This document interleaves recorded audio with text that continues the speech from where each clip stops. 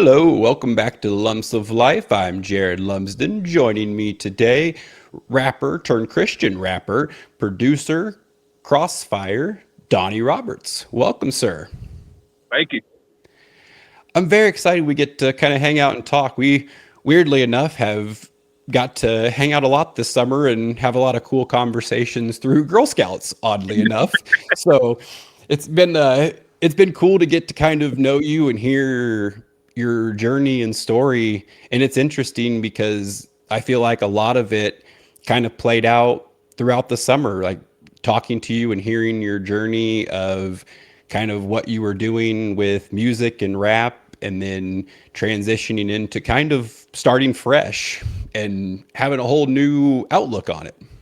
Yeah, I had an epiphany in life. I didn't like the direction my music was going and started going to the church again and like praying and all that. And I just couldn't get this overwhelming sensation out of me that my music's evil. I got to get rid of it and start praising the kingdom. I love that. So I obviously I want to get into that portion, but I feel like there's a lot that kind of led up to that. So I want to go back first to kind of where you started in music and how that transpired because obviously not everybody just decides they want to start rapping. So it's interesting, like when did that kind of kick in for you? Um, well, it started with my love for Tupac when I was little, in all honesty. Okay. I used to stand in the mirror and, rap Tupac songs and Biggie songs. And then when I hit about, I'd say sixth, seventh grade, I realized I could freestyle. So I started freestyling for groups at school and for my friends in the cafeteria and stuff. And it kind of just took off from there. So what was that first one like? Like when you had that moment of like, okay, I think I can do this, and like, had you tried before, or was it just kind of one of those like fight or flight moments? I thought I sucked, to be honest. And then everybody around me is like, no, dude, you got it. You got it. I just kept going with it, and I could see it get better over time, too. But we Yeah. doubt ourselves, man. Well, and it's interesting because I talk about this all the time that it is like that little kid in you knows what you want to do. Because you've sent me a bunch of your stuff, you've played me a bunch of your stuff, and I've said that since you played it for me the first time. You're very talented. You're very talented with the way you create beats, the way you make music, the way you blend different clips into your music, it just the whole thing. Lyrically, it like you're very talented at what you're doing, and it's interesting that you've kind of fallen in this path to use that for a completely different version now. Like it's interesting that it kind of has hit that transition for you. And I think too, like with the self-doubt, I think that's pretty much everybody. Like Yeah. we all like you can start doing these things and it's like, oof, like, okay, I don't know that this is the right thing or this is, and then I think enough people tell you, hey, you're really good at this, you should keep doing it. Oh, okay. And then I still like I've had that happen multiple times on here where people are like, hey, this was really cool, like you should keep doing this is, and it's like, okay, and then I shut it down and for 2 weeks I'm in my head going, oh, I suck, I shouldn't be doing this anymore, this was dumb, what am I doing? And it's so easy, I feel like, as a human to fall into that mindset of not doing what you're passionate about and what you want to do, whether it's the fear of what other people think, the self-doubt, not feeling like you're good enough, whatever it is. But then like to be able to overcome that and keep pushing through, what were kind of the next steps for you after it like transitioned from just doing it in front of kids at school? Well, I didn't have any recording equipment or nothing like that at that age. So, I mean, it was just writing in my room and all that stuff and coming up with a whole like book full of songs. And then when I hit about my 20s, I ran into a guy. He goes by SS Platinum out in Cincinnati. And he's like, well, I put on shows. And I was like, okay, I've never done that, but I'd love to try it. And the first one I did it was called the Stop the Heroin Tour. So you know my past. We'll get into that, but Yep. I felt real good about that one. I was like, man, that's right up my alley. So I went and did that show, and it was my first one ever. It was also a contest. Well, I won grand prize that night, and it got me into the studio with Little White. Oh, that's awesome. Yeah, so I went in and recorded my track with him, and from then, I was just kept communicating with those guys. Well, next thing you know, I'm on the road with them. Oh, that's fantastic. So going into that competition, did you know that was what was on the line? Like, did you know that that was like a possibility or? I didn't know I would get the studio and like it would open the door to tour, but I did know about the grand prize and stuff, so I had my eyes on the money. Yeah. Had you ever performed before then? Not not on a stage setting like that. No, I've just performed for random people, but and I've done some birthday parties.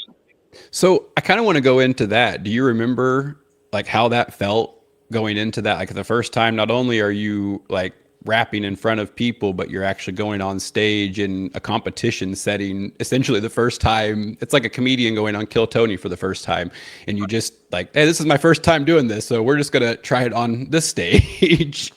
Best way I could describe it is it's terrifying, I can't talk. Terrifying but exciting. Yeah, So, it, and I think those are always the best things. If that makes sense. I think your body kind of tries to protect you, whether it's that ego or whatever it is. And because I feel like I lived my whole life like that, where these things that I was nervous to do, I just didn't do them because I couldn't fail. I couldn't get rejected. I couldn't, whatever it was in the moment, it, if I didn't try. And I think I like developed my personality around that. I kind of realized that in the last couple of days. I don't remember what we were doing, but I was like, oh, I've always done this. Oh, it was my last podcast. I had a dream analyst on, and she had talked about one of my dreams, and she told me that I was blocking the fun, silly, free side of me, and I was rejecting that. And like in the midst of the podcast, I was like, oh shit, that checks out. I am like, I felt like I was being myself, but I was definitely still being somewhat reserved. I don't know, out of fear of fucking it up or who knows, whatever my brain was doing in that moment. But, and then you can kind of sabotage yourself oh, because it, you get afraid to chase these things or to put yourself out there. And, but then you do, in that freedom and that feeling that comes after it. Cause I've had crippling anxiety before podcasts before. I've talked about it a few times. There was one that it was like 11 o'clock in the morning and I had already had like 8,000 steps because I just kept walking because my nerves were going 100 miles an hour. And it's like, what? I've done 200 of these. Like, what am I so nervous about? And it was just that same thing. Like, I just care and I want it to be good. So I'd push damn near too hard and burn myself out. And then as I do them, it gets easier and easier every time. The comfort gets there. It doesn't feel weird. It doesn't feel like I'm gonna, and it's like, oh cool, I get to do a podcast today rather than, oh shit, I got to do a podcast today. This is going to be terrifying. And I think that's a lot of things in life that you're drawn to are those things that scare you. And when you overcome that fear, all these cool things kind of rush in for you, I guess.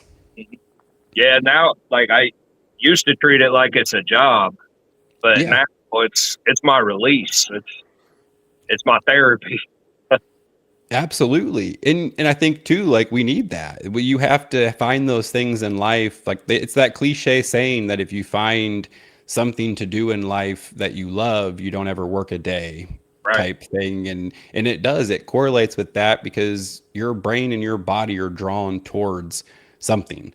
Whether that seems crazy to everybody else, well, that's not their thing. That's not their purpose. So of course it's going to seem wild and crazy, but anytime you put yourself in those moments that you kind of overcome that overwhelming fear, that overwhelming anxiety that, oh, I can't do this. Like there's no way that's for me. But if it's in your heart and it's in your gut and your brain's consistently going back to that thing and you obsess over it, you love it, there's probably something there. There's definitely some sort of spark. And so, okay, so I want to kind of stay on track with how this all progressed for you. So once you got into the studio with Lil White, how did that like play out for the first time? I mean, it went really good. It was nerve wracking because who he is. I felt like I had to go harder than I've ever went in my life. But he Yeah. ended up telling me himself, he's like, bro, just relax, just go in there and do your thing. And I did. Unfortunately, I don't have that song anymore either. That's one of the things I deleted out of my life. But Yep. Yeah, I was like my first show I did that we were just talking about. I was nervous, so I got a little messed up before the show. Took some Xanax and stuff to calm my nerves. It worked at the time, but I don't remember the show fully because of it, and that Yeah. because that was one of my greatest experiences. Yeah. And is that a couple of the realizations you had throughout that time of like seeing those things be so faded and distant and realizing that I guess you didn't need those things to calm the nerves. It was more of that mental. Yeah, I just had to get over that mental hump of it, and I always had the fear of rejection. Hmm. I think we all do in any form Yeah. of arts, but you know what? And then not only that, I also would pump myself full of drugs because that's what they did. Yeah. So I felt kind of influenced to do it. So did you have any of those addictions or anything prior to that, or that all kind of start in that world? No, I mean, I had them before that. They just intensified. Yep. Growing up where I grew up, it was normal everyday life. Like the thing to do was quit high school and sell drugs, and that's what I did. What year did you quit? 2000, Okay. So, and what year was it that you got your first opportunity in the rap world? about 2003, 2004, I would say. Okay. So you I, had a couple years of trying to kind of figure out things first. yeah, yeah. In all honesty, I didn't know I was going to end up doing what I do now. Like Yeah. that's the I don't coolest. think anybody does. I think that's kind of how it goes. Like you start with one dream in mind or how you think life's going to go, and then do you feel like it's always kind of boomeranged back to you? Like even if you've tried to walk away from it, you've tried to give it up, you've tried, it's like, and then for some reason something will come back and smack you upside the head where you're like, all right, well, I guess I'll start doing it again. Shit. Yeah, I'll hear somebody say something. I'm like, man, that'd be a good song, like a quote or something. Like that's how Yeah. it works. You hear something that sparks an idea, and boom, there it is. So how does that work for you? Because that's always fascinated me. The songwriting process, I I understand it because I can write parody songs because I feel like I have the beat in my head already, or I can listen to the song and I can kind of play with the lyrics and make it sound similar, but a play on words or whatever it is that I'm doing. I can sit and write those and I have fun doing it, but it takes a shitload of brain power. Yeah, I've never been able to just sit and put together what like nothing's ever popped in my head where I'm like, oh, that would be a cool lyric. It's always the opposite. It's always something happens in life and I turn it into a song that I already know. And it will pop in my head and I will say some sort of stupid parody of the song to make a joke or whatever it is. And then I'm like, oh, that makes me laugh. Okay, I'm going to. Like my wife was buying Sargento cheese and it made me think of the first part of the Whip and Nene song where he yells what sounds like, I'm not sure if he yells Sargento, but that's what it sounds like, is that he's yelling about cheese. I never thought of that, but now I'm gonna hear that every Yeah. time. And that's how my brain hears music, is stupid shit like that, where then I'm like, oh, that's hilarious. And then I just start trying to figure out how I can write a parody about Whip and Nene that has to do with cheese and Sargento. And then it's stupid shit like that, but I've never had one that pops in my head and I'm like, ooh, that would be like a real song lyric. It's always stupid, like silly shit like that. Yeah. So when I was little, my uncle taught me how to play the guitar and read music, and it kind of went from there. Like had a keyboard. Well, I taught myself how to play the keyboard, and I was always drumming on stuff. I've always been able to hear a beat in my head and then lay it down. Okay. Yeah. So I don't know. It's a rare talent. I honestly believe. But Yeah, because you have to like to be able to hear those things and piece them together. Because I've played around with like those beat maker apps. My daughter's downloaded them a few times, and we've played around trying. And you can make some cool shit, but it never sounds like what would be a real song. It always has that like the best way I can describe it is that like AI feel to it. Like if you try to create an AI song, it's gonna sound really good, yeah, but you're going to know it's an AI song. Like if you hear most jingles or commercials now, you can almost hear through most of them that they're just AI generated lyrics and voices and songs. They've made them really, really good, but you can hear that, like, I guess corniness is the best way to describe it. Like, you can just hear that fake kind of shines through, but I've never been able to get one to sound right where I'm like, oh, okay, that, but nor have I ever been able to play instruments. I can like catch beats, and I remember damn near every rap lyric I've ever listened to, and I can rap along with them. But as far as me like doing it myself, I have never been able to wrap my head around that. Yeah, it's hard to grasp. I mean, there's times where I struggle with it too, and then you know what writer's block is, right? Yeah. Well, there's beat maker block too, and usually if something like that's going on, I need to step back. I'll like go for a walk or something and clear my head out because I found that it's other stuff in the world that I'm thinking about at the time and not focusing on what's going on. And once I go Yeah. to bed, I come back and I'll lay it down.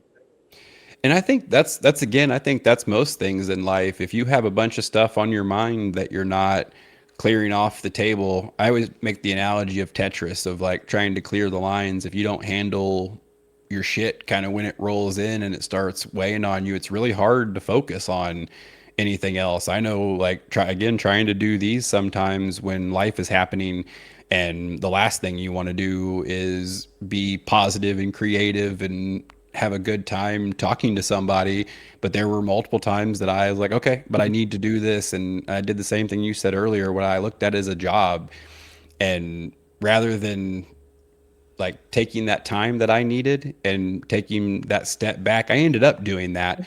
But I pressed the whole time. I was in my head the whole time. I was mad the whole time, rather than understanding that I need to step back and take care of myself. I need to step back and understand that these things are more important, and I need to make sure this stuff's ironed out. Then we go back to the podcast when we're in a good spot. And lately I've been able to just do that. I've been able to, anytime life's happening or my energy feels like it's down, I can just step back for a little bit. And it absolutely, like, that tends to always unblock those things, and it gives you some sort of spark or some sort of, I don't know, like synchronicity sign, whatever it is that kind of pushes you to keep going. It always tends to pop up when you need it. It gives you that spark of energy, and it's like, oh, okay. But I think that's a lot of it is just taking a step back and, I guess, taking care of yourself. Yeah. That's one of my favorite things about music too. Is like if I'm angry, okay, angry song. If I'm happy, Yeah. happy song.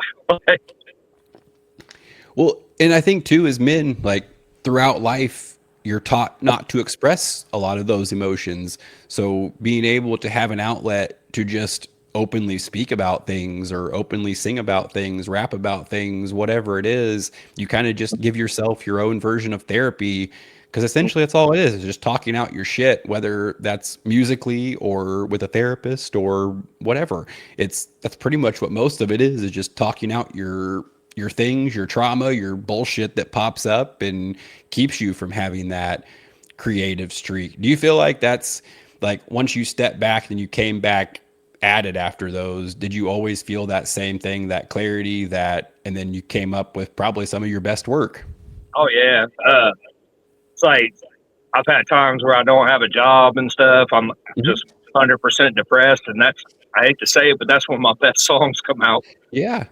Because Yeah. it's real though, and you're not hiding from it. You're not trying to pretend that's not what it is, and you're channeling that energy and using it for your craft, using it for what you want to do. And I'm very convinced when people go all in on themselves and they put the energy towards the thing that lights them up and makes them happy, good things always tend to come from it. Whether that's lessons, whether that's blessings, whether whatever it is, I feel like if you're using that talent for the right reasons, and that thing that lights you up and makes you want to get up out of bed every morning, makes you excited to like, oh, I get to go in the studio and play around today. I get to go, like, I get time to just play with things and have a good time and enjoy it. That's the thing that I feel like you should be doing as your career. That's the thing that, and again, like, obviously you've had jobs and you know how much energy goes into those things. When you take that amount of energy and you put it into yourself, I feel like only good things can happen. Yeah, you got to invest in yourself. If you don't invest in yourself, you ain't never gonna make it in nothing. Absolutely. Well, because that's the most important thing. If you're not investing in yourself and you're not doing these things that make you happy and make you want to live life, it's kind of hard to live life. It's kind of hard to get out of bed every morning. I lived that life for a really long time. And I also realized throughout this process that I was living so far above my means. I was living just and I don't know if it was social media, if it, I mean, it was just my own bullshit material addiction, whatever it was. But that was one that I always struggled with, was that want to like, and I talked about this in the last one, that I used to do it for all the wrong reasons. It was about wanting to make money. It was, which obviously that's everybody's goal in life, is to try to make money. That's how we all survive and have to utilize these things in order to live. Yeah, So, but it was the greed of it and doing things because I was trying to control it and make things happen and figure out what I needed to do to make it, or if I needed to promote this more, or I needed to work harder with this, or if I, and it was for all the wrong bullshit reasons. And now I just sit back and let it happen. I do what I can do. I'll put the effort into my body in the gym. I'll put the effort into my brain and my body with my diet, with talking. I'll put the energy into myself, protect my peace. I'll send the messages out for guests. But beyond that, I live the way that I want to live. I promote it as much as I want to promote it, because I don't want it to come off as obnoxious or like I'm chasing something. I feel like it kind of diminishes, I don't know, the whole point behind it, I guess. So it's super difficult to, I don't know, keep up with it sometimes. But I think, again, that's why when you find something that you love and you want to do, it kind of guides you in a weird way. So I kind of want to dive back into the addiction portion. So once you kind of got in that world, and obviously that's, I mean, if you listen to most rap music, you can pretty much hear, especially Lil White, like he had a whole entire song about Oxycontins and Xanax bars, Percocets and Loratem. Like you get like there's a whole like transition there. So I can only imagine the world that, like, especially if you're already susceptible to that, how quickly that became a problem. yeah. Well, first off, I'm proud of my boy Little White. He's been sober for years now. I want to put That's that. awesome. Uh, it's a product of my environment. So where I grew up, I mean, it was the thing to do. That's how you made money. When you grow up in a hood situation, you feel like there's no way out. So everybody's looking for a quick payday just so they can get out of there. Nobody goes into addiction or drugs with intent on being an addict or a drug dealer. Yeah. So like mine started, I watched my mom struggle my whole life. We was always poor, and I was like, man, I don't want to be like that. And then some of the older kids, they're like, well, you can make money, and they taught me the way, and it just took off from there. It was a false reality that I was trying to live. Yeah, I feel like that's how a lot of people fall into that. You get with around the wrong people, you get around things, and obviously it's all human nature. Everybody makes poor choices, especially when we're young. We're all absolute morons when we're young, but we think we know everything. It's pretty wild that and then you get older and you're like, oh, I didn't know shit. That was really dumb. Sorry about that. that was not the best decision. That's my bad. I should probably do a little bit better there. But I think that's human nature. That's what we're supposed to do, is you're supposed to fuck up and miss these things. You're supposed to have bad experiences. I feel like for the longest time I worked so hard to make everything perfect. Like I didn't want any failure. I didn't want any rejection. I did it with myself. I did it with my kids. And in hindsight, it fucked up everything. It made everything harder. It made everything more of a problem at times. And then the more I sit back and I just let things play out the way they're going to play out, I don't try to control shit. I just let things kind of fall where they're going to fall. Let my kids be themselves. Let everything just kind of like there is no perfect, I guess. Like it's that unreal expectation that you get into that well, I can't make a mistake. And it's probably a lot of with social media and cancel culture, I would assume, where it's just made everybody so fearful to mess up anything. Like I've had that on here where I've like checked my transcript with AI and I'm like, I didn't say anything stupid, did I? Like and it's just, and it's like, no, what do you like, why? And it's that same thing. It's that stupid fear that like, oh my gosh, did I, but it's not. You just trust yourself and understand that you're not a bad person and that you're just doing what you like to do. And yeah, that's fine. That's okay to do that. Especially as a Christian rapper, I pretty much offend everyone. I think. Which is super interesting because I guess I had that experience with speaking about it on here where in my head speaking about like learning about God for the first time and speaking about like that transition for me, it kind of took me a while. Like it wasn't an easy thing for me to just speak about, which I found so interesting that it was so hard to like externally speak that out. Now I don't care. Now I've made it very like normalized. It's something I talk about a lot. So I don't have that same feeling. But when I first started this, I remember I was going to do a solo episode where I just spoke about like the spirituality and how it all came about, what I've learned. And then it was like I felt that almost like that imposter syndrome, I guess, where it was like, oh, I don't think I'm the person to be talking about this. I don't think I'm, and I kind of backed off of it and I went into doing interviews. And then there were a few interviews that almost like forced it out of me.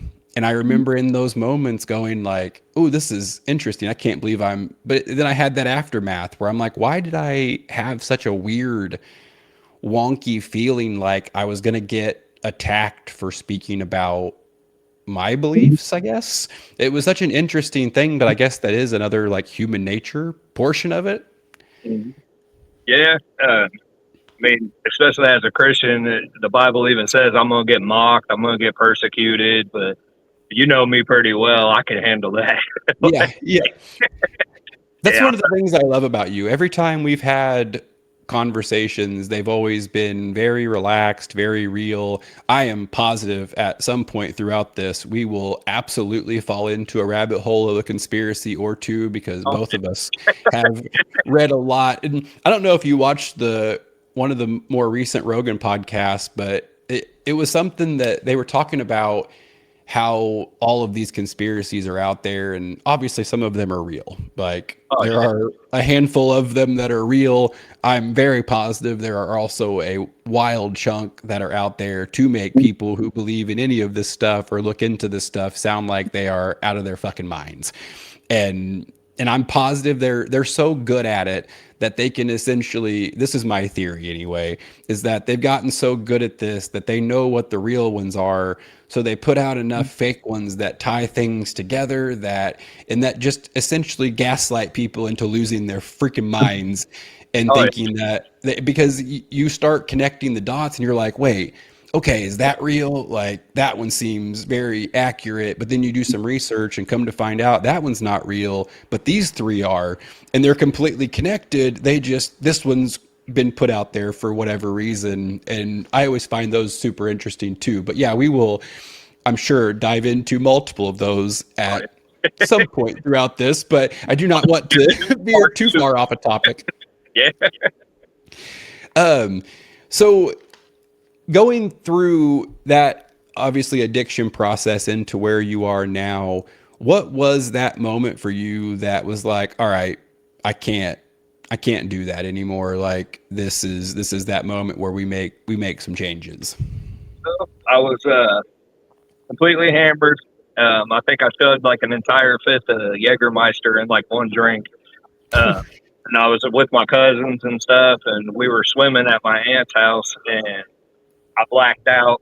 I had one of their kids, and I was spinning them around, and everybody's yelling at me because I was drunk, and a kid could get hurt. I wasn't there. I wasn't thinking at the time. Well, I got into it with my cousin, and I got to the point where the cops had to come, and they they didn't arrest me or anything. They let my other cousin drive me home because he was sober. I just was like a mile or two down the road.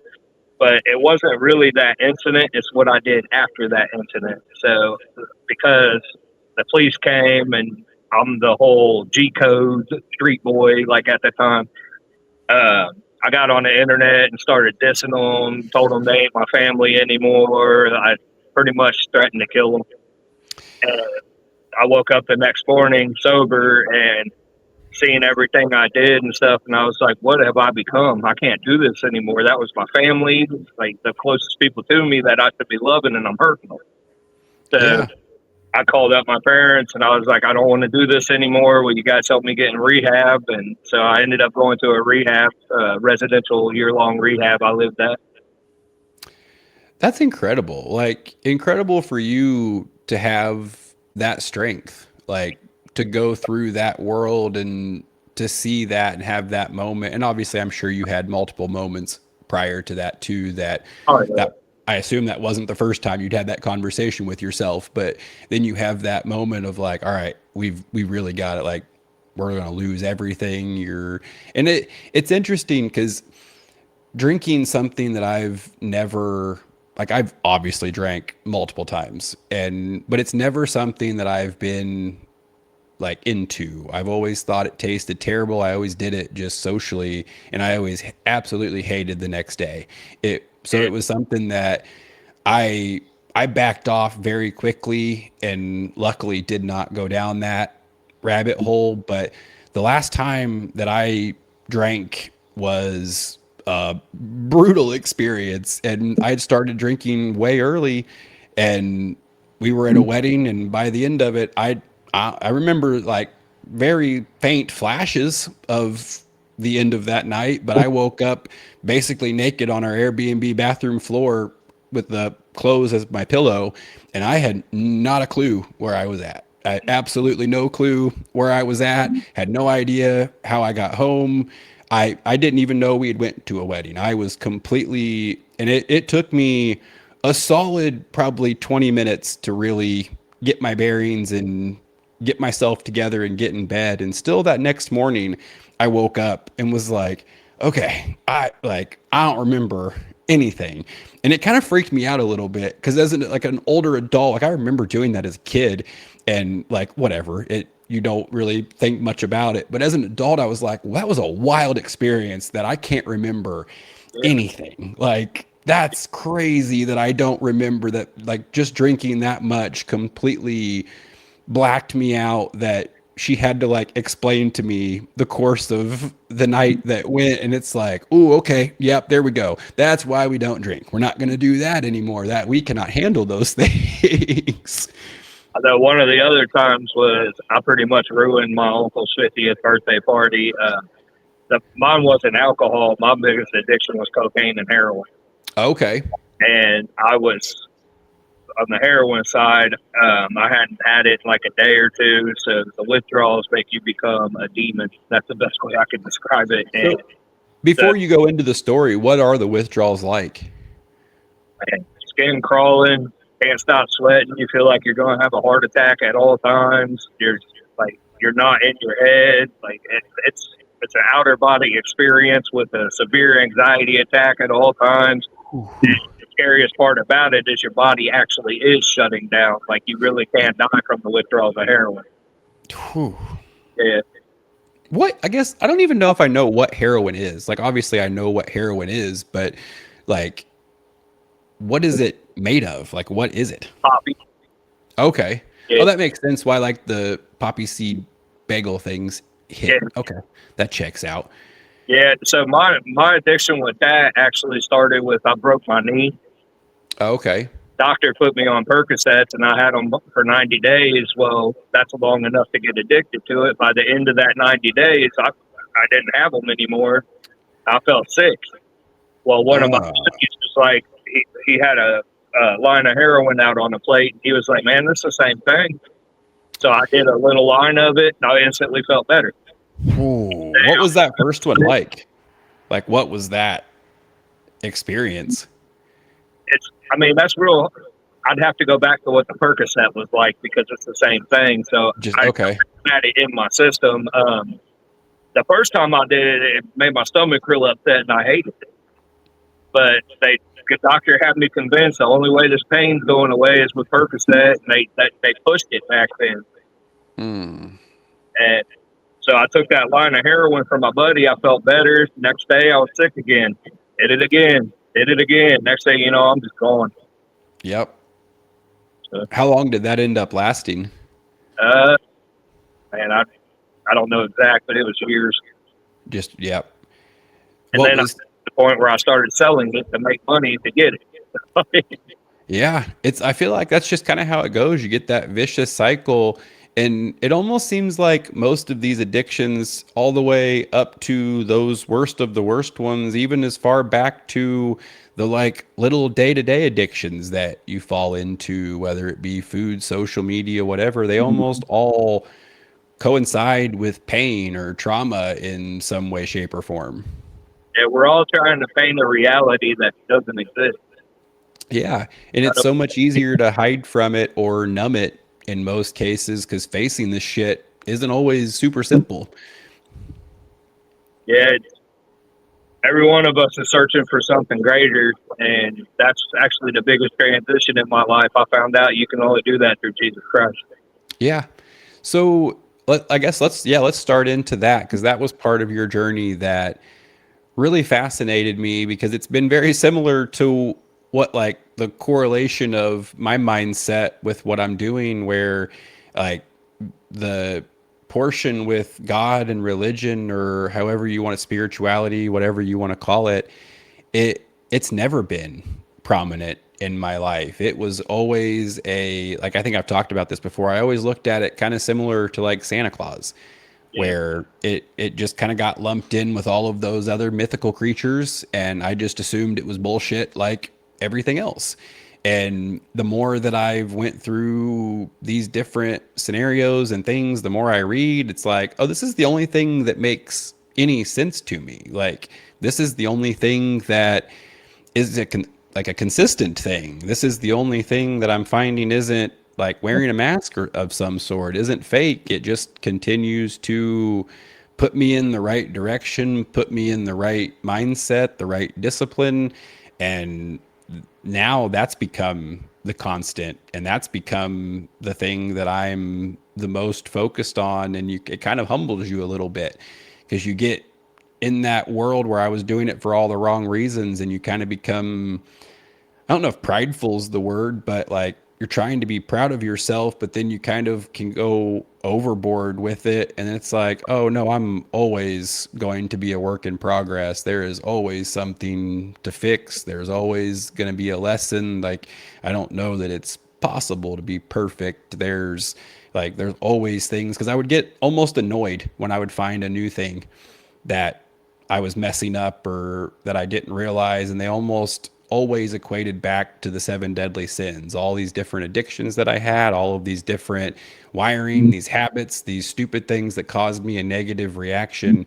I would read something and I would tie it back to one of the seven deadly sins. And it was like, wow, this is fascinating that all of these things tie back to something that the Bible says. So, what was that transition like for you? And I guess kind of what was that first moment that put you on this path? well, so when I was in rehab, they did all kinds of tests on us. They tested us for STDs, AIDS. They even did sperm count. And Oh, wow. while I was there, I was told that I have done so many drugs and there's so much damage that I'd never have children. Well, after I got out of rehab, some years down the road, when I met my wife, I had a baby girl, Mm-hmm. and that got me thinking. I'm like, how is that possible? I was told I would never have children, that this is irreversible. It was God. I had prayed and I said, I want my family. I know I messed up. I want another chance to do it right. And next thing I know, we're reading that pregnancy test that says positive. That's so cool. That gave me chills. That like gave me that full body, like tingly. I love those moments. I love hearing stories like that because it really does happen that way. There has been so many times where I've been in these rough moments, whatever, or even good moments, I try to always do it anymore because I've learned that, like, you shouldn't always just call out whenever you're in turmoil. You should be thankful and gracious all the time. And that was something that I screwed up for a long time, where when everything was good, it was good. When everything was bad, then I would lose my shit and I didn't want to deal with whatever it was. I always called it the forge because I felt like you're being stuck in fire and then you're being hammered out into whatever the sword is that you're being designed into. But you have to go into that fire sometimes to come back out of it. And in those moments, there were so many times where I was like, hey, I don't, I don't know where else to go. I don't like, I'm going to need an answer here. Like, and if I feel like any time that I'm direct and I'm like, hey, this is what I need, like, I need an answer here. This is what I'm looking for. Like, help me out of this one or whatever it is. It's almost like it plays out like a movie sometimes where you have those moments and then you're like, okay, like I don't know how else to explain that other than God. I don't know how else to explain that other than whatever the higher power is that is over this game that we play every day. There's something that made that, whether it's the positivity of your thoughts or the belief that you can do these things or the strength that you can pull yourself out of these things. It always tends to throw you some sort of either nugget of knowledge, a phone call, a text message. It could be literally, it could be a random bird or a number that pops up in front of you that catches your attention. And those things always tend to, I don't know, guide you down the right path, I guess. Oh yeah, yeah. One of my biggest proofs of God is I shouldn't be here today. I've overdosed multiple times, Oh, wow. and I've always felt like there's something bigger for me. There's something bigger for me, and it's funny you was talking about when did I know the transition. This is hilarious. I had a moment in my car one time with my daughter, and I'm sitting here like, how did I go from Tupac hit 'em up in my car to Baby Shark? But it's funny, but it got me thinking. I'm like, man, I have changed so much. Just like with the music side of it tied into this. I was thinking about last night what we were going to talk about, and I had never realized this. I started listening. I went back to my old songs and then worked up to my new songs. You can hear my life transition through my music. So my music at first was all about glorifying drugs and the street life, and then it went to anger. Yeah. And after the anger, it went to more of like a Juice World style where depression, okay, I'm the problem, blah, blah, blah. And then now my music is, okay, how do I get out of the problem? Yeah, well, because it's a real reflection of you. It's actually your art, it's your brain and what you're going through in the moments. I'm sure you can do that with my podcast.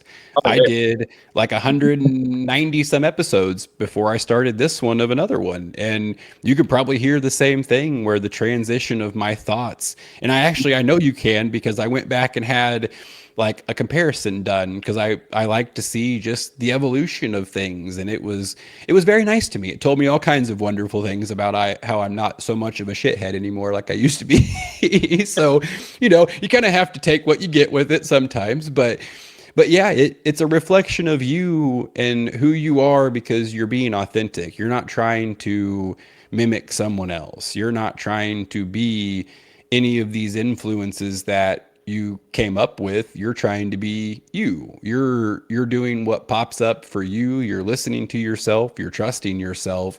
And I think that's how those things always kind of flow into where you're supposed to be, I guess. Like obviously putting you in this position that you had to kind of go back in with a complete fresh start, get to rewrite from scratch and almost rebuild your catalog in a completely new image.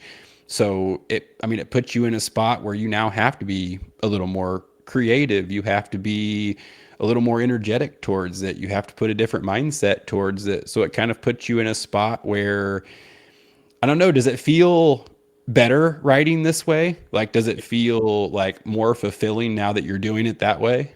It feels so much better, man. Knowing one of the best things is my daughter can hear my music. Yeah. Oh, that's cool. You don't have My to hide it from her. the old stuff, I wouldn't let her. Yeah. And now people like I walk around and people are like, "Oh, that's that Christian rapper." Before I used to get like looks like I was demonic. I mean, I, Yeah. th- I think I told you a little bit about the manipulation we would do in our music and stuff on purpose. I mean, Yes, but I kind of want to talk about that though, because I thought that was fascinating that there are different frequencies, different like ways of saying things that they utilize to kind of mess with our brains.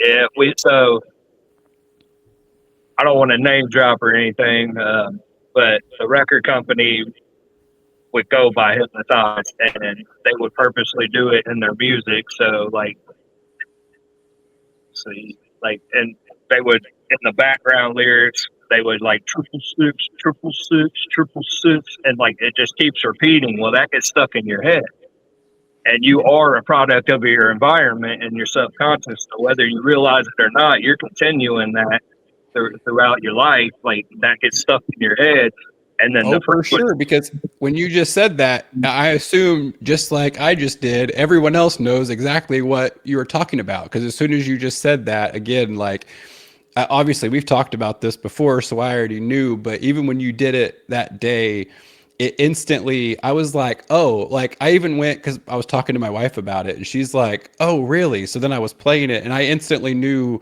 multiple songs that I could pull that I was like, hey, I'm positive that it starts with this. Like, I'm 100% positive that it starts with this.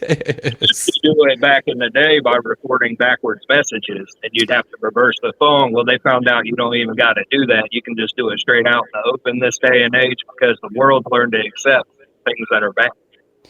And I assume, so I read a thing a while back about rap, and I think I forget, maybe it was a podcast I was listening to, but they were talking about the funding with the government and all the USAID that they've been filtering through all the waste and everything, and then they were going into how they correlated it to where they were paying rappers out of this and almost putting these songs to the forefront that were promoting drugs, violence, all the wild chaos, because then you think it's cool. You think it's what you're supposed to be doing, but they're utilizing that to push those things out there.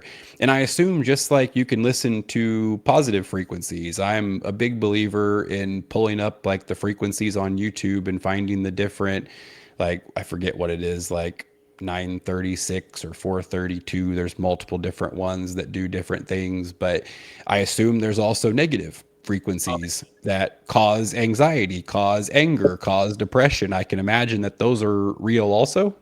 Oh yeah, my wife's discernment is unreal on that aspect. Like she'll, if I put something on like an older song of mine or something, she can hear it and she'll like she cringes. Oh, that's yeah. It because you do like I think we're made of frequency in some way, shape, or form. We are some sort of energy and vibration because it really does work to like if you are a negative person and you're constantly complaining negative, you really do get that back. And I know that because I lived it. I was that person. I constantly was negative about everything. Everything was, oh, I have to go do this. So then now I feel like in life, I almost lost my shit there for a while because I had nothing to do. I was so bored. And then I had that like realization in my head of like, oh, you get what you're doing. Like I had a period of nothingness because all I did was bitch about having to go do things. All I did was complain about like, oh, I have to get up. I have to go. All I wanted to do was lay on the couch and eat food. I did not want to be a human. I did not want to have to do anything else. But that's because I wasn't doing what I wanted to in life. So I was always starved for time. I felt like I could not get my time back because I was giving it to something that I didn't want to do. So I was. My body was screaming at me because I was missing things with my family. I was letting myself completely go. And I'm very convinced that your body screams at you when those things are happening because it almost teaches you, I guess, what not to do. Mm-hmm. It's fascinating. But it all kind of correlates with that same thing where that it, I feel like the more I try to control anything, the more it goes off the rails. The more I prey on it, the more I trust in this process. I trust in God. Everything tends to work the way that it's supposed to, I guess. Like it may not be the way that I think it's going to go. It may not be the way that I want it to be, but even those ones that happen that I'm kind of annoyed about, or I'm like, oh no, I don't want to like mess with that. Those are always the ones that it's like, oh shit, I'm going to have to do that. Like it almost puts you in a spot to face things you don't want to. Right. It takes you a while to realize, like, if you pray for God to give you courage, it ain't just boom, you got courage. He's going to give you the chance to be courageous. Yeah. It's not a miracle thing as far as like you're just going to all of a sudden have courage. It puts you in those positions to become courageous by facing these fears and taking on these things that you never thought. That's so interesting because that like that works with everything. It's that power of positivity. It's taking the steps to what you want. Because if you want something, you really can just go get it. Now, as a 37-year-old adult, I am very aware that if my current dream is to go play in the NFL, you know, that it might not work out for me. I have to be a little bit realistic in the world that like, I don't know that I quite got NFL in me at 37. But if I want to do a podcast, I can absolutely do that. I'm doing it now. I can take the steps every day to put myself in the position to continue to do that. I can continue to work on myself in the gym. I can continue to work on my mentality, my spiritual self. I can continue to book guests. I can continue to get more comfortable on the podcast and hone in my skill and work my ass off to be the best I can be at it. That is a possibility. I can see the steps to get there. That's something that like I'm very convinced that if you can see it, you can do it. If it's something, but like I can't see myself going into the NFL right now, like that's not going to happen. But I can see I'm doing a podcast right now, so I can physically see myself doing that. And I think if you look at these things that light you up that way, like we talked about earlier, these things that light you up and make you happy. I'm not saying just quit your job and just hope for the best and hope this works out, but if you start taking steps towards that, whether it's just, hey, I'm going to take one night a week and I'm going to go take a class on this, or I'm going to work on this thing, or I'm going to go paint this thing. I'm very convinced that those are the things that take off once you put energy into them and you're not afraid to put those things out there. Like if you're a painter and you love it, but you don't ever put your paintings out there, no one's going to find them. Like if I was just podcasting and keeping them in my folder and I just never put them out, or I put them in a private YouTube page, well, my want to be a like podcaster that makes money. Like I'm technically a podcaster, I guess, but if I would like to be a podcaster that's making some sort of income from that, I should probably go ahead and put them out there for people to see, and I need to keep doing them. And then again, you just take steps to make yourself whatever the best version of that is. And even if you don't ultimately run into that dream, some sort of correlation is going to happen because you're being that best version of yourself. You're being the most authentic, real version of yourself. You start stripping away those masks, the lies, all the bullshit, and you become that, hey, this is me, like me or don't. It is what it is. Like I can't really change that. That's your choice. But I still suffer with some of that. So I just dropped a new song. I think I sent it to you, called Revelation. oh, yes, you did. And my wife, I was like, I want to do something with this, but I don't know what to do.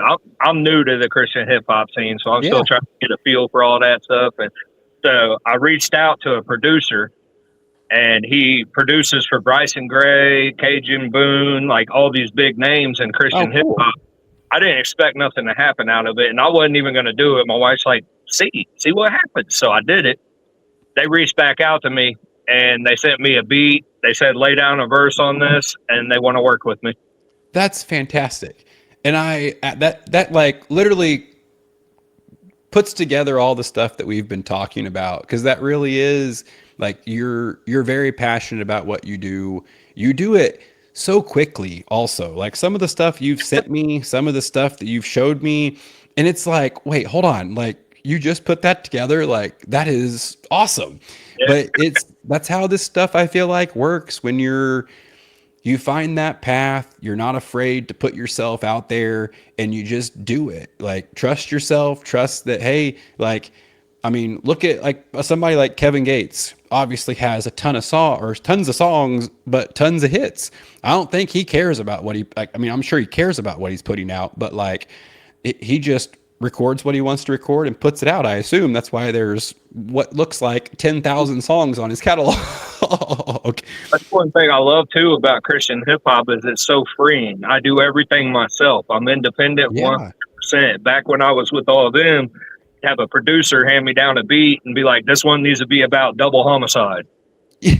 Like, Like, okay, like, all right. yeah, like they directed where it went. That ties back into the frequencies and all that stuff. Like they haven't. Yeah. Well, that ties into all of it with like the conspiracy stuff that we talked about earlier. That's what they do with so many of these things. Most of the TV shows we watch, the movies, you can just see the whatever they learned back in MK Ultra. Boy, did they decide that this is the method to go with from now on. Let's just put this stuff out there, and because you see it, you see the weird, and then you watch it happen like in reality where you're watching people mimic these trends, these fads, and it's like, oh, this is why I was doing this. This is what, like, I was watching this and thought it was normal. Or you go back and look at like all the sitcoms that were on TV when we were younger, and then look at people's relationship dynamics, and it's like, oh, there's some real weird similarities here. That's fascinating. Like you can see how the way relationships are portrayed in these old sitcoms, how the males talk to the females, how females talk to the males. It's this like toxic dynamic. And then you watch the world and it's like, oh, this is so weird how they've been able to manipulate so many things with music, TV shows, movies, and it makes you feel like, oh, this is normal. This is like we watched as kids, you watch all the normal after school special shows. And don't get me wrong, there's plenty of good lessons in a lot of these, but there's also some fucked up ones in there that it was like, wait, we watched this as kids or we were listening to this as kids, like the rap music that like for my generation, I can't remember if I know we're pretty close in age, but like the absolute vulgar sexual rap music that middle school dances across the United States were dancing to when we were all in our most formative years. I can only imagine that that has created a slight bit of chaos later in life. Yeah, it's all conditioning. Mm-hmm. And what they're trying to do, in my personal opinion, is they condition you through the music, through movies, like radio, everything, even podcasters now today. And it's to get you conditioned to be accepted to the things that they're doing. Mm-hmm.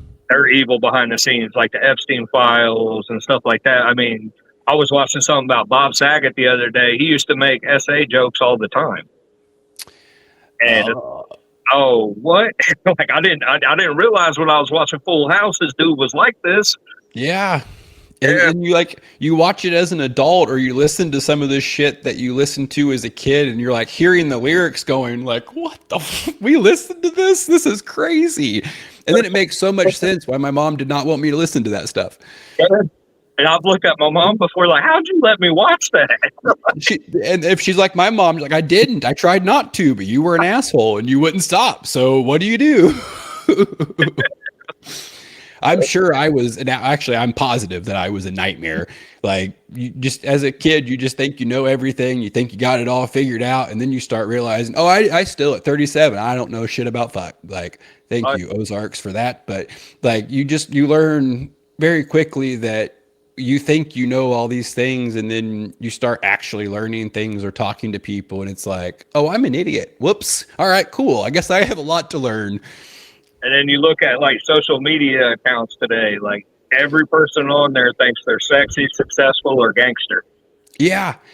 See, I'm so far the opposite of that. Like I'm literally in the best shape of my life and I still can't take my shirt off around people, or like I refuse to wear, like I constantly wear tank tops, especially when it's 150 degrees. Like I just got back from the gym a little bit ago, but I will always change before I do a podcast because I'm like, I have no interest in dressing and like have, I don't care. Like, and I'm Right. literally in the best shape of my life and I still can't do that. Like I, some people that it, I mean, good for them. I love that, like they have that ability in most cases, but yeah, there is a lot of influence in all of these things where they're going to pump out and promote and pay the ones that are pushing the correct agenda. They're always going to do that because, and whether they do it on, I mean, I'm sure they do it on purpose, but Right. it, and it's smart business. You clearly don't give a shit about humans, but it is very very smart business. And then like, and I always tie things together too, which I probably shouldn't, but my brain will just connect the dots of multiple things.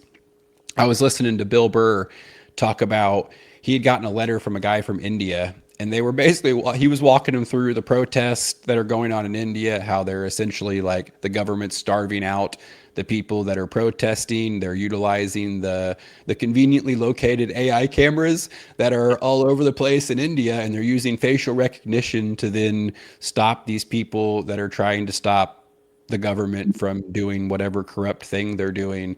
And he's like, I just want to give you a heads up because I assume this is what you guys are going to be getting hit with soon. And Bill just kind of sat there and listened to it and was just like, yeah, I mean, clearly this is where it's going here. Like we're not there yet, but it's right around the corner and it's terrifying. Yeah, it is. It worked. 1984 by George Orwell was more realistic than everyone realizes. Yeah, because they, it almost comes off like they're trying to create a city like that was on Hunger Games, Mm. where it's essentially completely automated, it's untouchable, and then they just keep everybody, all the normal people out to fend for themselves is what it comes across like it's going to end up being. And it's one of those things that I've always said I wish somebody would get control, or whatever is in charge of this wonderful game that we play, whether you call it God or whatever your thing is, like comes back and goes, okay, we've had enough. Let's go ahead and make some adjustments here. But utilizing the, I mean, AI is going to be here regardless. I don't foresee that stopping anytime soon, seeing that it's already taken over so many things and it's just going to keep getting wilder and wilder. I foresee most of these places are going to lose a lot of jobs. These companies are going to switch over to something that they have to pay one time. You have to pay one time for an employee. You don't have to pay benefits. You don't have to worry about human error, call offs, injury, insurance.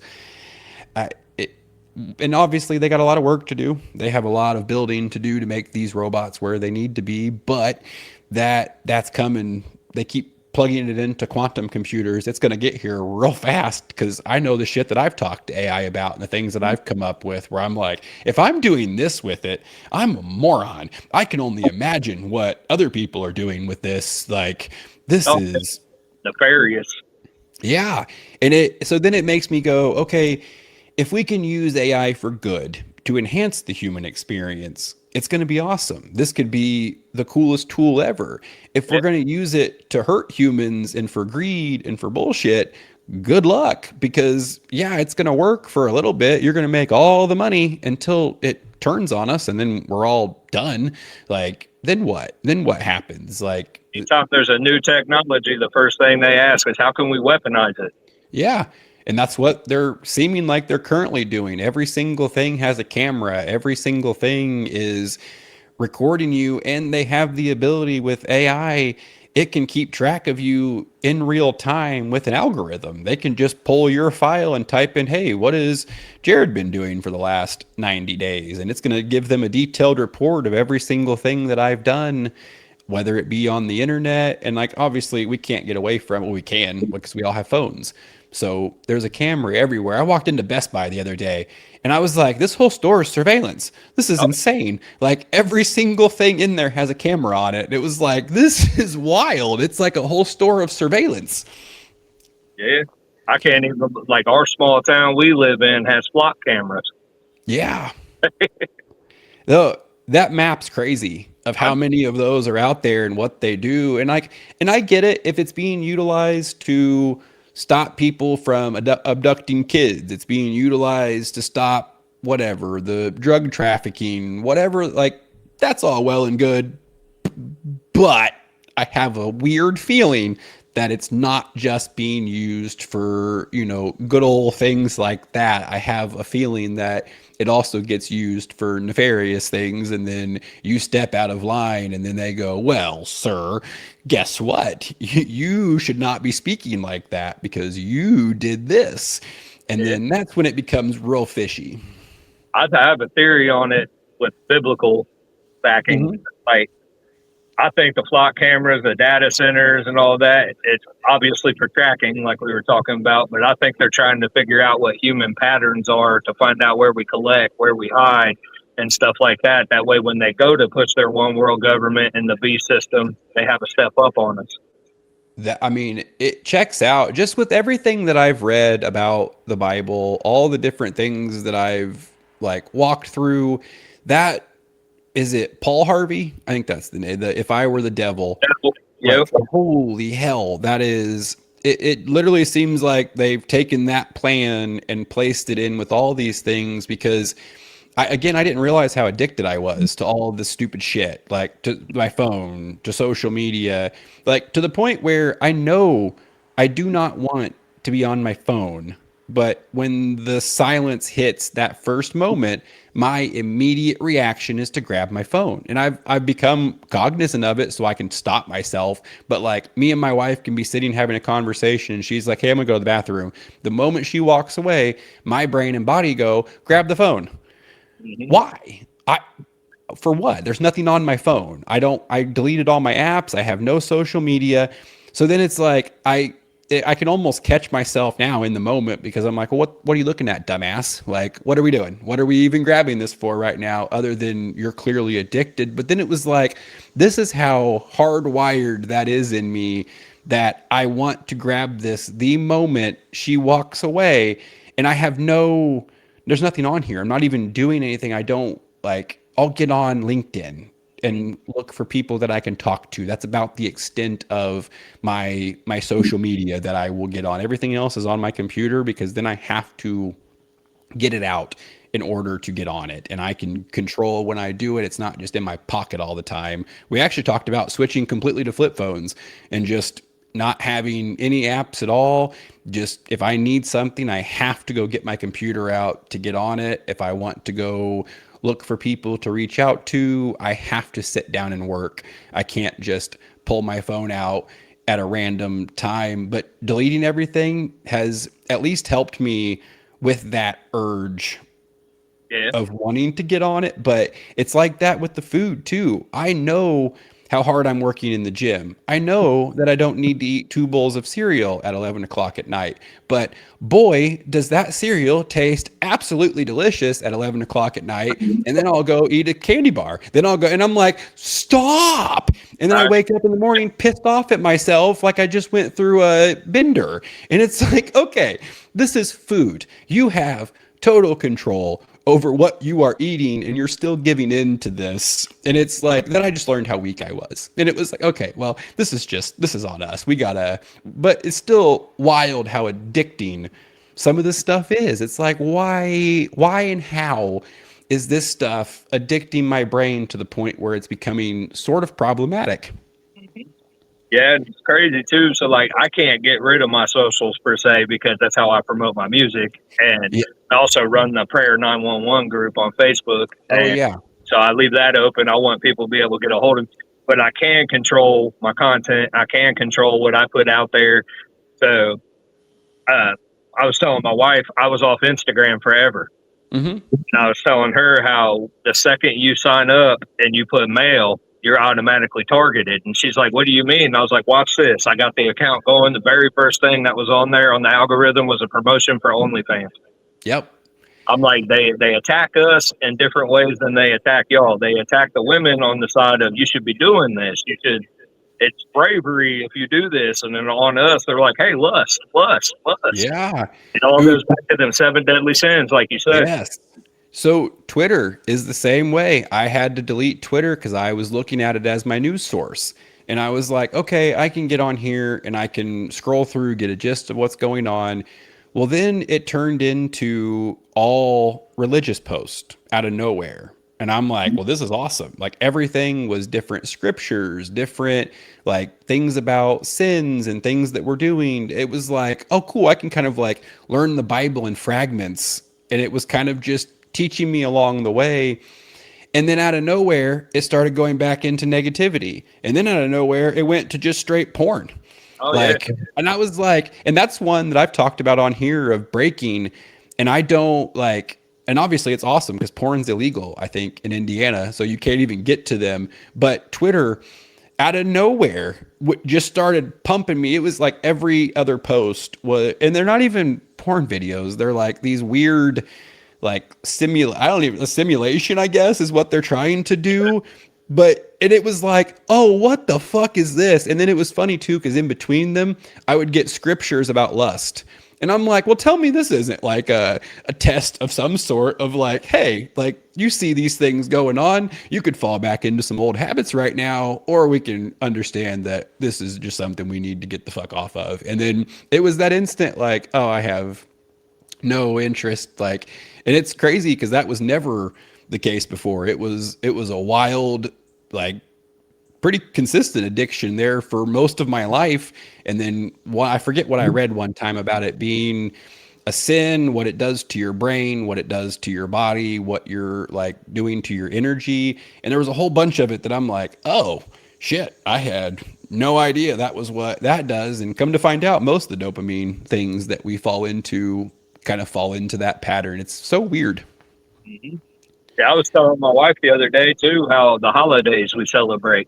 Have you ever Hmm. thought about this? Every holiday we celebrate is a deadly sin. Yeah, it Thanksgiving, really is. Christmas is greed. Valentine's Day is lust. Yep. I forget what it was. I watched a video or there was an article on Twitter or something a long time ago that I read that walked through it. It walked through your birthday because it's the self-idolization too, where it's like, oh, all these traditional things are also made to make you kind of go against what the Bible says. Most of what these addictions are modern day with these little things that are just quote unquote normal life, Yeah, and you start like breaking them. And then I always would read something about one of these things and it would equate back to one of the seven deadly sins. And it's a lot of shit you don't even realize you're doing. Like, right. you don't even understand that you're doing it. It's normal, it's your wiring, it's genetics, whatever it is. And then you read something about it or you hear something, whatever it is, and it's like, wait, that too? Like, I can't do anything. And it's like, I totally understand how people, it's such a struggle because it does feel like there's so many different things that modern day tie back to that. Like, it makes it so hard to keep yourself from falling into those. Yeah. It, like, it's even harder when you have a child because you Yeah. don't participate in the stuff, but Yeah. you do. That's why every holiday we have, like Christmas, I'll explain to my daughter, like, this more than likely wasn't Jesus's birthday, but that's what we're going to celebrate. But, Yeah. And I think there can still be fun with those things because like you just said, it's really hard with kids because then you make them feel like they're out of their minds or like they're not allowed to be a normal person or because and it's like, all right, well, like I don't know, have fun and do these things, but it doesn't need to be this, or it can be for this reason, or we can alter it this way, whatever. And obviously, some of them we just don't like, but so many things like, I don't know, almost lose importance after a while, where like it almost just becomes another day, if that makes sense. Where I know it sounds almost like sad, but it isn't. Like you don't have that overwhelming attachment to mhm. those things anymore. It's so weird. But well, we've went well over the hour. We just get to talking and I said we might have part two. I would, yeah, absolutely. I've told you this before. We just every time I've talked to you, it's been such a good back and forth. It's always a really good connection. I feel like I don't know. I had that thing of like just needing to be more myself on these and not being as like I don't want to say stressed. It's not really stressed, but I'm like, it's usually with these people that I try to have on to talk about these, like, I don't know, not necessarily serious topics, but some of them kind of are. And I got in this mode of almost making it too businessy sometimes where, and it was like, oh, I want to have fun. Like, I want to have fun and have a cool conversation and just like, and I feel like you literally fell into that spot perfectly because it was like, oh, this is like the perfect podcast to have today to break me out of this. Like, we know each other, we've had really cool conversations, so it's going to be super laid back and enjoyable anyway, so we'll just have a good time and I get to like not stress out and just be myself and have fun. And I feel like that's exactly what it did. So thank you for that. You actually helped me.